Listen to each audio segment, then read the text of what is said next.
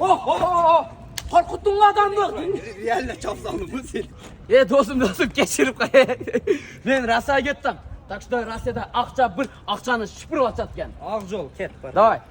Ассаламу алейкум экендештер, сиздерди Москва жергесинде Wildberries тармагында водительдик жумушка чакырабыз Б категория менен. Кандай жумуш десеңиздер, Wildberries складынан пункт выдачаларга жүк жеткиребиз, только ночная смена, бир линияда жүрөсүздөр.